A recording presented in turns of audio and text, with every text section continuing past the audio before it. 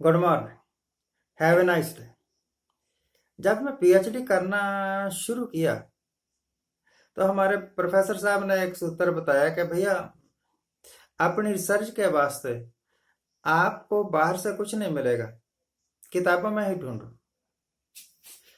तो एक एक दिन में 20-20 25-25 किताबों के साथ सिर खपाना, उस वक्त फिर आदत सी बन गई। तो खैर वो तो बात दूसरी थी। मैं कल कुछ वीडियो, पुराने पुराने वीडियो खंगाल रहा था अपने लैपटॉप में।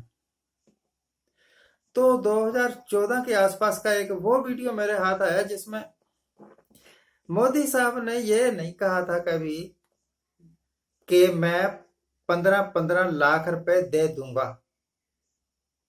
मैं भी यही कहता था, 15 लाख नहीं दिए मोदी ने, मोदी झूठ बोलता है।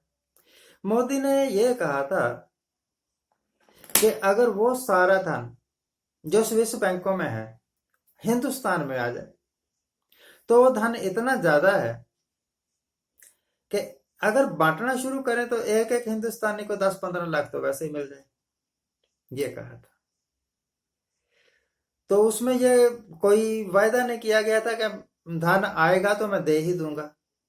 बाद में मिस्टर शाह, वो मोटर सा गंजड़ सा, उसका इंटरव्यू ले रहा था एक इंडिया टीवी वाला। वो बंदा चालाक था, उन्होंने सवाल कर दिया 15 लाख का। तो उस वक्त शाह के मुंह से ये नहीं फूटा कि मोदी ने ये कभी नहीं कहा था, ये कभी वायदा नहीं किया था कि मैं 15 लाख दे दूंगा। वो तो तोड़ मरोड़ के बात पेश की गई है। कहा ये था जो कुछ मैं बता रहा हूं कि अगर वो सारा धन आ जाए, ऐसे करके, मैं पहले बोल चुका हूं, दोबारा क्यों रिपीट करने बात। उसने, शाह ने कह दिया कि भाई वो तो एक चुनावी जुमला था, बस। चुनावी जुमला, चुनावी जुमला लफ्ज मशहूर हो गया। मोदी की वीडियो में से ये बात काट ली, लेकिन काट के मतलब एडिट करके कि 15 लाख दे दूंगा, जोड़ दी गई, मशहूर कर दी गई। अब हर एक हिंदुस्तानी, हर एक चैनल वाला यही भौंकता रहता है। कभी नहीं कहा था, सच्ची बात यह है कि कभी नहीं कहा था। और दूसरी सच्ची बात यह है कि मैं बीजेपी को बिल्कुल पसंद नहीं करता, मैं कांग्रेस को भी बिल्कुल पसंद नहीं करता, ये दोनों ही झूठे हैं। अब जो झूठ फैलाया गया वो झूठ था नहीं, ये तो मैं बोल चुका हूं। अब बाकी सारी चीजें जो कुछ भी ये करते रहे वो झूठ ही था। मोदी साहब ने नोटबंदी की तो ये कहा, अब असर हो गया ना, असर हो गया कि कुछ भी बोल दो, ऊट पटांग ऊल जलूल वो सब चलता है। नोटबंदी के बाद काला धन वापस आ जाएगा, बिल्कुल नहीं आया, यह बात झूठी साबित हो गई। 370 हटने के बाद कश्मीर से आतंकवाद खत्म हो जाएगा, उग्रवाद खत्म हो जाएगा, बिल्कुल नहीं हुआ, यह बात भी झूठी साबित हो गई। CAA हुआ, उसके बाद शाहीन बाग हुआ। अगर दो लफ्ज उस वक्त मोदी साहब बोल देते या कोई भी बोल देता ना, तो बात शाहीन बाग वालों के साथ बात करके तो बात वहीं खत्म हो जानी थी। मुझे पक्का यकीन है कि शाहीन बाग वाले लोग मान जाते, पागल थोड़ा है, मानना ही पड़ता, और उनके पास कोई चारा भी नहीं था। परंतु वहां जाकर नहीं बोला, आपने गुंडे भेजने शुरू कर दिए। क्या बोलते हैं, गदारों को गोली मारो। एक हिसाब से आपने शाहीन बाग में बैठे हुए हिंदुस्तानी लोगों को गदार कहना शुरू कर दिया और गोली चलनी शुरू हो गई। शाहीन बाग में बैठे हुए सारे लोग गदार हैं, लंगर खिलाने वाले सारे लोग गदार हैं, ये झूठ था, फैला दिया। अब बात यह है कि जो कुछ भी उसके बाद हुआ, दंगे हुए ना दिल्ली में, तो कुछ गुंडे लोगों ने चढ़ के एक मस्जिद को तोड़ा, मस्जिद को तोड़ा। तो उससे मुझे नहीं पता कि इनको कौन सा गोल्ड मेडल मिल गया या कौन सा इनको बेनिफिट हो गया। हाँ, इतना जरूर है कि जितनी बेइज्जती बाबरी मस्जिद को तोड़ने के बाद इनकी हुई थी, ये नहीं समझते कि बेइज्जती हुई है, ये समझते हैं कि बाबरी मस्जिद तोड़ी है, इस करके पावर में आए हैं। तो अब आप जब पावर से वापस जाओगे, public will throw you out of power. एक दिन ऐसा होना है, जो चीज बनी है वो बिगड़ेगी। उस वक्त क्या कह दोगे कि हमने क्या तोड़ा था तो ये हो गया। हमने राम मंदिर बनाया था, राम मंदिर बनने का इनाम जो आपको मिलने वाला है वो ये है कि अब आप पावर में नहीं आएंगे।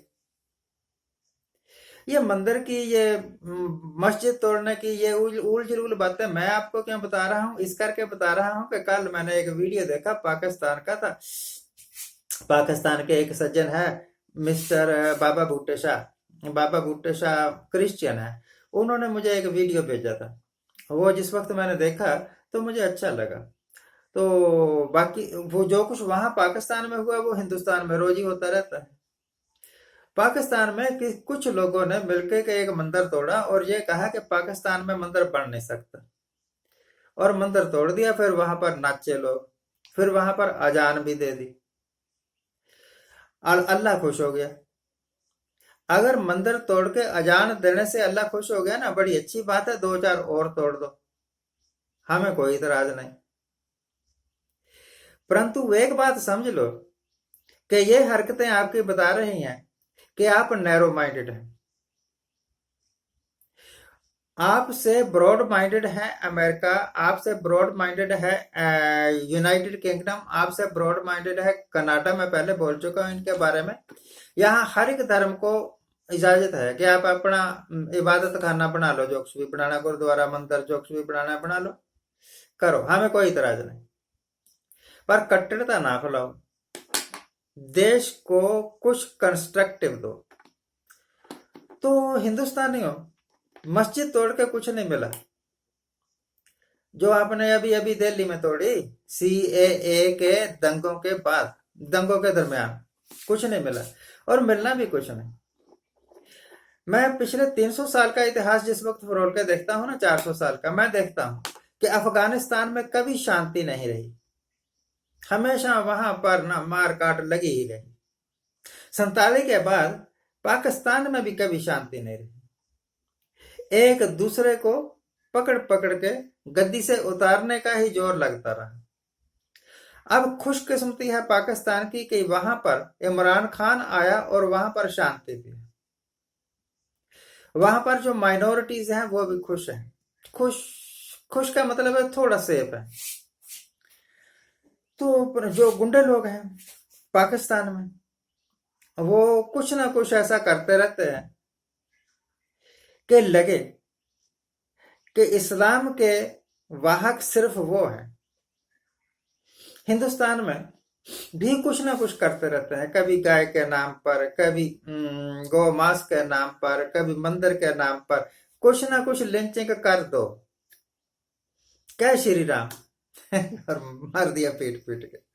आपका राम खुश हो गया, ओके, फिर एक और मार दो। अगर राम इसी से खुश होता है तो एक और मार दो। चाहे हिंदू ने मारा है चाहे मुसलमान ने मारा है, मेरी उनसे एक बात है कि मार दिया, बड़ा अच्छा किया।